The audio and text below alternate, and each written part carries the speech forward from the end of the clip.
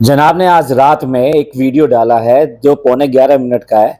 पापा का अपडेट देने के लिए। लास्ट सैटरडे को उनको एडमिट किया गया था और आज पूरे 8 दिन बाद में जनाब का ये अपडेट आया है। हमें उम्मीद थी, पक्का उम्मीद थी कि संडे के वाले दिन जरूर उनका अपडेट आएगा। एनीवे, पहले अपडेट की बात कर लेते हैं, उसके बाद में ब्रीफ में बात करते हैं सिर्फ अपडेट के बारे में, उसके बाद में बाकी बात करते हैं। जनाब ने इसमें जो इन्फॉर्मेशन दी वो सबसे पहले मैं वही इन्फॉर्मेशन दे देता हूँ आपको।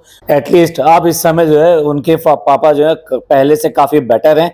उनका जो ऑपरेशन होना था वो ऑपरेशन हो गया है। वेडनेसडे को यानी कि बुधवार को वो ऑपरेशन किया गया था, क्योंकि 3 से 4 दिन ब्लड थिनर की जो मेडिसिन चल रही थी उसका इफेक्ट खत्म हो जाए, उसकी वजह से ऑपरेशन होल्ड किया था। प्रिकॉशनरी उनको वेंटिलेटर पर रख लिया गया था 1 दिन पहले से, और उसके बाद में ये जो सर्जरी थी ये सर्जरी परफॉर्म की गई। पहले तो जनाब को मुबारकबाद इसके लिए, और बहुत बहुत शुक्रिया उन सब लोगों के लिए जिन लोगों ने ये सब दुआएं की थी।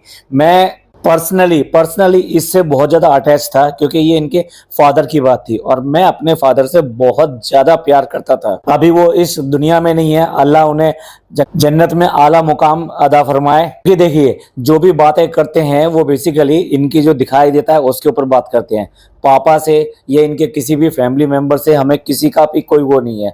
अगर इनकी वजह कोई और भी होगा तो उसके लिए भी हम दुआ की दरख्वास्त करेंगे। सच में मुझे बहुत ही ज्यादा इस बात की खुशी हुई, इस बात की कि उनके पापा अब जो है डेंजर जोन से बाहर हैं। हालांकि अभी भी वो आईसीयू में है, वेंटिलेटर रिमूव कर दिया गया है। इससे पता लगता है कि हेल्थ इंप्रूव हो रही है। अब सर्जरी के 2 दिन बाद में उन्होंने रिस्पॉन्स दिखाना शुरू किया, जो बेसिकली बहुत पॉजिटिव साइन था। जनाब के अकॉर्डिंग वो अभी बोल तो नहीं पा रहे हैं, लेकिन बातों को समझ पा रहे हैं, जो बात कह रहे हैं उनको समझ पा रहे हैं, उन पर रिएक्शन दे रहे हैं। साथ साथ जनाब का कहना यह है कि आज यानी कि संडे वाले दिन उनको बैठाया भी गया, यानी कि वो अपने आप बैठ पा रहे हैं। हालांकि उनके अकॉर्डिंग हार्ट रेट जो उनका बढ़ गया था और साथ साथ बीपी भी ज्यादा फ्लक्चुएट हो रहा था, बट अल्हम्दुलिल्लाह अभी दोनों चीजें कंट्रोल में है, कम ही हुई है दोनों चीजें। एक छोटी सी सर्जरी और की गई है। आई डोंट नो, मतलब इसे छोटा कहना चाहिए या कितना कहना चाहिए, मैं इतना जानकार नहीं हूँ। जिसमें कि एक फूड पाइप डाला जाता है नेक से, इसको ट्रैकियोस्टोमी कहा जाता है। आप ठीक से प्रोनाउंस नहीं कर पा रहे थे, बट दैट इज देयर। ये सर्जरी हुई है उनकी। ये इसलिए भी जरूरी थी कि जितना भी फूड जो है वो बेसिकली लिक्विड फॉर्म में उनको दिया जा सके, उनके गले में से ये जो डाला गया पाइप है उसके थ्रू। ये अक्सर उन पेशेंटों में डाला जाता है जिनके लिए खाना जो ना देना उनको पॉसिबल नहीं है। मेरे खालू, जिनको मौसा भी कह सकते हैं आप, उनको कुछ ऐसी इंजरी हुई थी जो उनका फूड पाइप था वो पंचर हो गया था। ऐसे में उनके लिए भी एक इसी तरीके से फूड पाइप डाला गया था और साइड से नेक से निकाला गया था। और 1-2 नहीं, जब तक वो रिपेयर नहीं हो गया, आई मीन वो ठीक नहीं हो गया, तब तक 3 महीने बराबर उनको फूड सारा लिक्विड फॉर्म में उसी से दिया जाता था। सारी चीजें वही होती थी, लेकिन उनको बिल्कुल मिक्सी में चला के लिक्विड फॉर्म में करके उसके बाद में उनको वो फूड दिया जाता था। एनीवे, ये एक छोटी छोटी चीजें हैं जो बेसिकली रिकवरी में करनी जरूरी होती हैं। तो अल्लाह करेगा तो ये भी सब चीजें बहुत जल्दी ही हट जाएंगी। छोटी सी दिक्कत बता रहे हैं जनाब के स्टोमक में कुछ दिक्कत हुई है, क्योंकि ये सब इतने दिन इस तरह से रहे हैं, तो उसमें आई डोंट नो मतलब क्या, लेकिन उनका कहना ये है कि एक बबल क्रिएट हो गया है जो बेसिकली छोटी सी सर्जरी से निकाला जा सकता है, अगर वो नहीं निकलता है तो। और अब इतने दिनों बाद यानी संडे तक उनकी रिकवरी ऐसे है कि वो रिस्पॉन्ड कर रहे हैं, मुस्कुरा देते हैं। भाई, फैमिली के लिए ये वाले जो पल होते हैं ना, मैं बता नहीं सकता कितने सुकून के होते हैं जब आप अपने बहुत ही नजदीकी को इस तरह से देखते हैं। पहली बात तो मैं यही कहूंगा कि भाई, ये जो बीमारी है ये इसका पहले भी इनको स्ट्रोक आ चुके हैं और अब इस बार हेमरेज होना, तो ये अपने आप में इतना क्रिटिकल होता है कि मतलब ऐसे टाइम में एक पेशेंट इतना ज्यादा झेल पाएगा नहीं झेल पाएगा, क्योंकि 1 बार 2 बार 3 बार तो उनका ये ठीक होना, ये अल्लाह की ही शान है कि ये सब होते हुए भी, इतना क्रिटिकल होते हुए भी उनको रिकवरी हुई। तो एक जो वो इतनी क्रिटिकल सिचुएशन होती है ना, कि जहां आपको डिसाइड मतलब आप सोच नहीं पा रहे होते हो कि आगे आखिर होगा क्या, दुआओं के अलावा कोई और सहारा नहीं होता। तो ऐसे में जब आप इस तरह से देखते हैं अपने पेशेंट का कि वो ठीक से बैठ पा रहा है, आपकी बात समझ पा रहा है इतने दिनों बाद में, तो ये फैमिली के लिए है, लोगों के लिए है, बहुत ही सुकून के पल होते हैं। चलिए, अल्लाह ने इनको ये दिन नसीब कराया और जो दुआएं सब लोगों ने की थी वो कहीं ना कहीं कामयाब हुई हैं। तो जैसा कि मैं फील कर रहा हूं, ऐसा ही जनाब के साथ में लगा जनाब ने जब वीडियो की अपनी रिकॉर्डिंग शुरू करी तो उस टाइम थोड़ा सा टेंस, थोड़ा सा टायर्ड, मतलब जो बहुत ज़्यादा थका हुआ इंसान, या ये कहिए कि जो वाकई में हॉस्पिटल इन सब चीज़ों से बिल्कुल त्रस्त हो चुका होता है और बस दुआएं दुआएं कर रहा होता है, तो उसके बाद में जब उसको सुकून के कुछ पल मिलते हैं तो उसको जो खुशी मिलती है, तो बाद में जब जनाब ने बताया कि भी इस तरह से मैंने आज उनको इतने दिनों बाद देखा, तो वो सुकून के पल या वो सुकून की जो छाप है वो उनके चेहरे पे बिल्कुल साफ दिखाई देती है जब वो ये बात कर रहे थे। अब यहाँ पे जनाब एक और बात करते हैं कि भाई मैंने कुछ ऐसी बातें भी सुनी है, लोगों ने मुझे बताया है कि कुछ कुछ ऐसे वीडियोस बन रहे हैं और बहुत गलत तरीके से ये कहा जा रहा है। तो भी देखिए, एक बेटे के नाते, एक फैमिली मेंबर होने के नाते आपको ये सब बातें सुनकर बहुत ही बुरा लगेगा, और हमें भी ऐसा ही लगा था। यही वजह थी कि कल को हमें लाइव नहीं करनी थी, लेकिन सैटरडे की लाइव हमने इसीलिए की थी क्योंकि कई सारे वीडियो ऐसे देखे जा रहे थे कि जो मतलब अब मैं बता नहीं सकता इनके लिए मतलब बुरा से बुरा क्या हो सकता है, वो ये सब दिखाने की कोशिश कर रहे थे। वैसे ही वो थंबनेल बना रहे थे और इसी तरह की वीडियो छाप रहे थे, उनमें कुछ पुरानी वीडियो का सहारा ले लेके ये सब दिखाया जा रहा था। और इतना ही नहीं, कुछ और लोगों ने भी अपनी वॉइस फॉर्म में कह लीजिए, कैसे भी कह लीजिए, ऐसी ऐसी वीडियो बनाई कि जिसमें इस तरह की न्यूज़ दी गई कि भाई ये सब तो हो चुका है, ये लोग बता नहीं रहे हैं।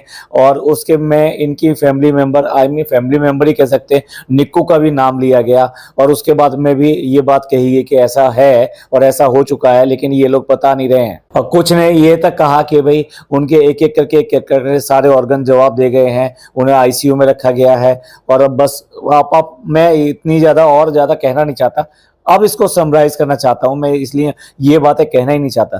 तो ये जितनी भी बातें थी, इन सब से और लगता था मुझे, ये लगता था कि अल्लाह कैसे करके इनको वापस भेजे, जो ये सब जो फालतू की बातें फैलाते हैं ये झूठे साबित हों, क्योंकि इनके पास में कहीं से भी कोई ऐसी इंफॉर्मेशन नहीं है।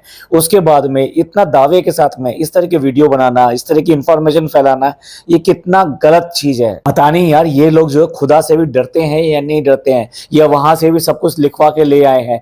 तो इस तरह की चीजें करना और फैलाना ये बहुत ही गलत है। इसलिए मैंने अपना लास्ट वीडियो जो बनाया था उसके बाद मैंने वीडियो भी नहीं बनाया, और यही कहा कि ऑथेंटिक सोर्स क्या हो सकता है, इनके फैमिली मेंबर्स की तरफ से जो भी इंफॉर्मेशन आए आप उसी पर ट्रस्ट कीजिए, बाकी चीजों पर विश्वास मत कीजिए। और मैं ये आगे के लिए भी कहना चाहता हूँ, मैं सबसे रिक्वेस्ट करना चाहता हूँ, ये सब लोग तो इस तरह की बातें करेंगे, ऐसे गंदे लोग हैं, ऐसे अभी क्या कहूँ मैं कोई अपशब्द निकालना नहीं चाहता, बस आप समझ लीजिए कि ऐसे लोगों को बस क्या ही करना चाहिए, लेकिन ऐसे लोगों का बिल्कुल बहिष्कार होना चाहिए। आप लोग भी ऐसे न्यूज़, ऐसे जो चैनल्स हैं उनको ना देखें, उनकी बातों को ना करें। और अगर कोई बड़ा न्यूज़ चैनल भी इस तरह की न्यूज़ कह रहा है तो आप जाके 50 कमेंट कीजिए, या उसको, उससे अच्छा ये है कि उसको देखना बंद कर दीजिए। सबसे अच्छा तो यही है कि जो झूठ फैलाता है उसके साथ आपका खड़े रहना बिल्कुल भी सही नहीं है। अब क्योंकि 5-6 दिन से कोई भी अपडेट नहीं आ रही थी, कैसे भी अपडेट नहीं आ रही थी, और इनको पूरा इस बात का मौका मिल रहा था कि भाई अपडेट नहीं है तो अब आप कुछ भी कह सकते हो। और एक लोगों का एक और भी लॉजिक होता है कि अगर डिलेड है, अगर इतने टाइम से कोई बता नहीं रहा तो जरूर कुछ बात है, कुछ बात है जरूर। ऐसे जो फालतू सीआईडी लगाते हैं ना कि भाई ऐसा है तो ऐसा होगा, ऐसा है तो ऐसा होगा, तो कम से कम इन बारों में, इन चीजों के बारे में बिल्कुल भी ना लगाई जानी चाहिए, ना ही इनको सुना जाना चाहिए। इन तक भी ये सारी न्यूज़ पहुंची हैं। मैं तो कहता हूं कि जिन लोगों ने इस तरह के वीडियोस बनाए हैं, खास तौर से फोटोग्राफ लगा के, और मतलब जो अंट-शंट न्यूज़ फैलाई है, जो गलत न्यूज़ फैलाई है, मैं उसकी बात कर रहा हूं, उनके खिलाफ डेफिनेटली जनाब को एक्शन लेना चाहिए। अगर आप भी अगर ये मानते हो कि हाँ इनको एक्शन लेना चाहिए तो प्लीज कमेंट जरूर कीजिएगा। ऐसा नहीं है, देश में कानून है, सब कुछ है, तो ऐसे लोगों को बिल्कुल सजा मिलनी ही चाहिए जो इस तरह की गलत बात किसी की भी फैमिली के लिए है कि मतलब कहां पहुंचा देते हैं भाई, मैं बोलना नहीं चाहता, उनके लिए होना ही चाहिए ऐसा एक्शन। जनाब ने और क्या क्या कहा है थोड़ा सा उसको कवर करते हैं, और फिर मैं अपनी ही बात करूंगा कि और कौन सी चीजें हैं जो कि जनाब अभी आप बोल नहीं पाए, या दिखाई दे रही हैं लेकिन बात नहीं हो पाई है, तो उसके ऊपर बात करेंगे। और इसके बाद जनाब ने ना सब लोगों को थैंक यू बोला है, शुक्रिया अदा किया है कि जिन लोगों ने दुआएं करी हैं उनका बहुत बहुत शुक्रिया, क्योंकि दुआओं में जो ताकत होती है वो बहुत ज़्यादा होती है। जनाब का कहना है इलाज तो हो ही रहा है लेकिन दुआ भी जरूरी होती है। और जब जब मेरे फैमिली पर कोई भी बात आई है तो मैंने आप लोगों से दुआओं के लिए कहा है और आप लोगों ने दुआएं की है। जनाब नो डाउट मतलब सब लोगों ने मतलब बहुत इस चीज़ के लिए दुआएं करी हैं कि पापा इनके जो जल्दी से जल्दी ठीक हो जाएं। इवन देन जितने भी मतलब पॉडकास्टर चैनल हैं उन लोगों ने भी इस बात के लिए दुआएं की हैं। हम लोगों ने भी कम्युनिटी भी लगाई हैं, ब्लॉग भी बनाए हैं, साथ साथ लाइव भी करी खाली इसी टॉपिक के ऊपर। और कोई टॉपिक मैंने जानबूझ के वहां पे नहीं लेने दिया लोगों को। अब बात करते हैं जनाब की। जनाब कह रहे हैं कि भाई इस तरह से जब भी बात होती है तो आप जो है दुआएं करते हैं। मैंने आपसे कहा है फैमिली के लिए जब भी कोई बात हुई है तो आपसे दुआओं का दरख्वास्त की है और आप लोगों ने उसको दुआ की है, दिल से दुआएं की हैं। हमें एक बात याद दिलाना चाहूंगा जनाब, यही वक्त होता है आप इन लोगों को पहचानो। जो लोग इस तरह से आपके लिए दुआएं करते हैं, ये सब करते हैं, तो आपका भी कुछ फर्ज बनता है। भाई तीनों व्लॉगर, इन तीनों व्लॉगर के नीचे ना जाने कितने परेशान लोग वहां पे अपनी दुआओं की दरख्वास्त करते हैं कि भाई ऐसे ऐसे उनकी फैमिली में कुछ ऐसा हुआ है तो उनके लिए प्लीज दुआएं कीजिएगा। दूसरे तरह के कमेंट ये आते हैं कि वो छोटी छोटी मदद चाहते हैं। कोई इनसे लाख 2 लाख 50 लाख पैसे नहीं मांग रहा है, ये सिर्फ और सिर्फ थोड़ी थोड़ी मदद करने के लिए इनसे कहते हैं। किसी का कोई काम रुका होता है, किसी की फीस जमा करनी होती है, किसी को दवाई दारू के लिए पैसे चाहिए होते हैं, किसी को ऑपरेशन के लिए पैसे चाहिए होते हैं, किसी की लड़की की शादी रुक गई होती है, उसको थोड़ी सी आर्थिक मदद चाहिए होती है। ऐसे टाइम पे आप लोग क्यों नहीं सामने आते?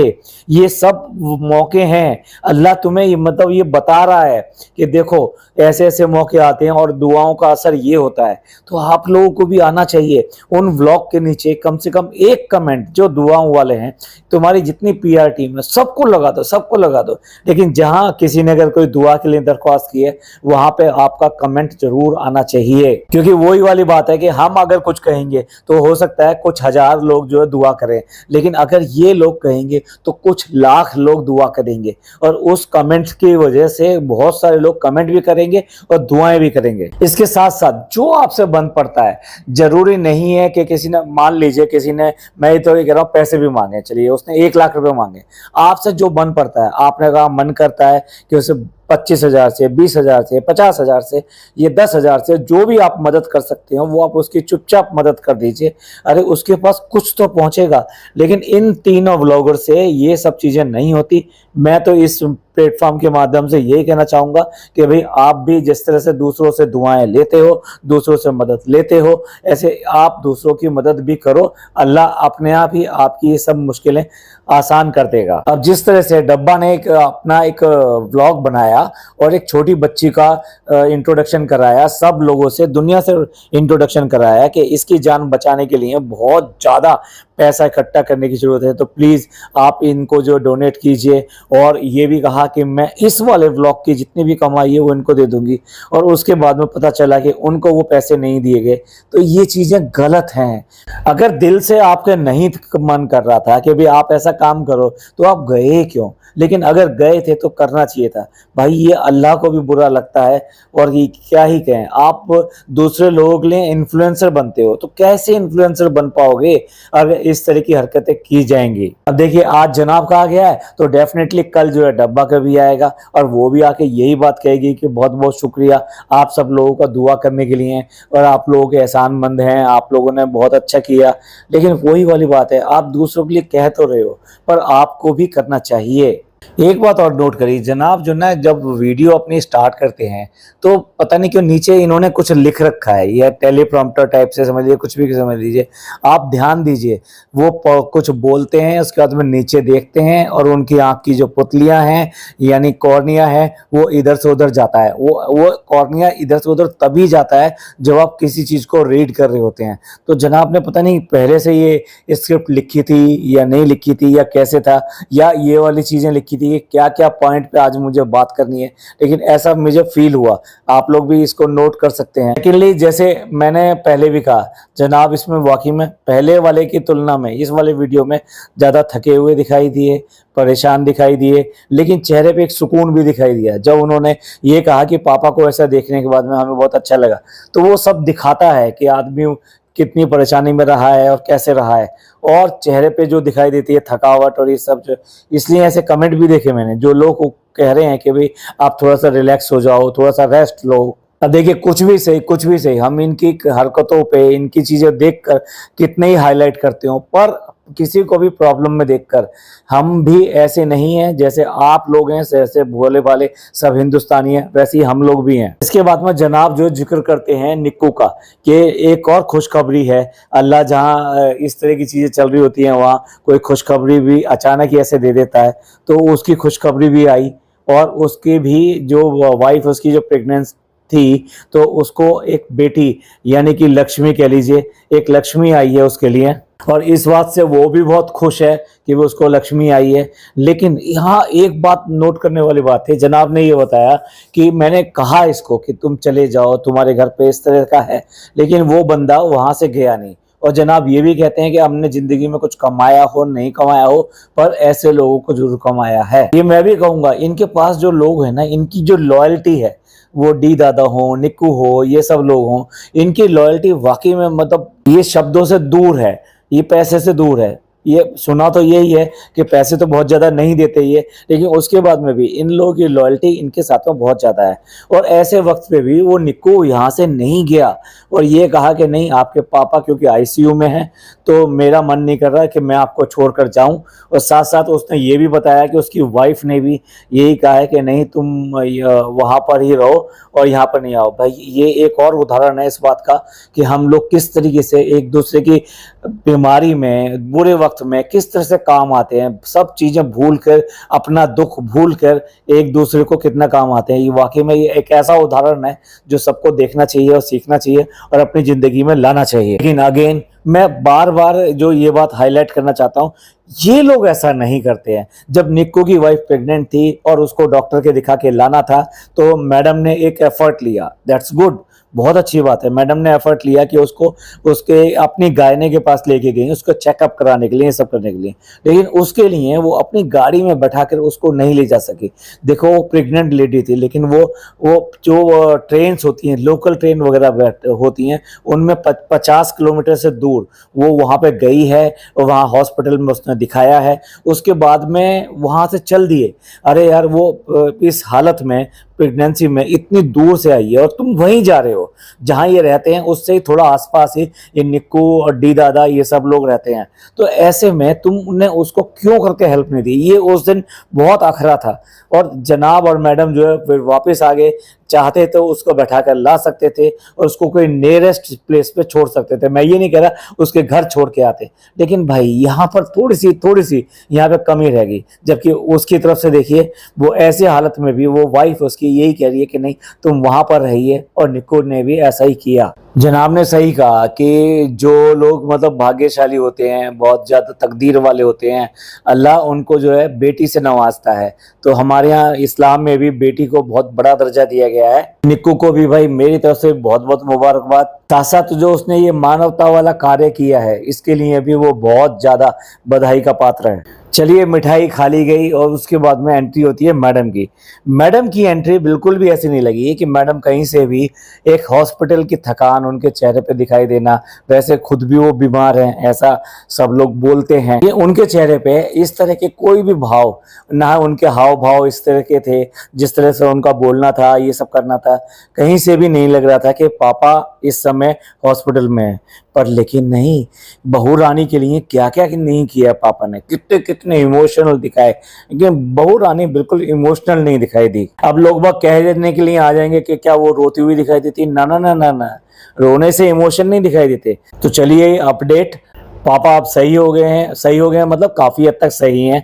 और अब बाकी की अपडेट जो है आप डब्बा से सुनिएगा, वो हंसकर बताती है कि रो कर बताती है, अकेले बताती है, ये सबके साथ मिलकर बताती है। वो देखने वाला होगा क्योंकि उसके व्लॉग में हमेशा एड ऑन इन्फॉर्मेशन रहती है और ऐसे टाइम पे भी वो कोई निशाना साधती है या नहीं साधती, मतलब कि कोई डंक मारती है कि नहीं मारती है। और फनी अपनी दबी जुबान में जो इस तरह का जहर फैलाता है, जैसे कि इसने पिछली बार 2-3 बातें करी थी कि भाई किसी के यहाँ भी कुछ हो सकता है और हर एक कोई जो आया है वो जाएगा, एक न एक दिन तो जाना है। उसके बाद में ईद को याद करना कि त्योहार का टाइम है और मातम चल रहा है। मातम वर्ड का मतलब भी पता है उस आदमी को। तो चलिए फिर देखते हैं कल क्या लेकर आती है डब्बा। ये था एक अपडेट वाला पॉडकास्ट। ये पॉडकास्ट आपको पसंद आया हो तो प्लीज़ लाइक कीजिए, सब्सक्राइब कीजिए, शेयर कीजिए। थैंक यू, धन्यवाद, शुक्रिया।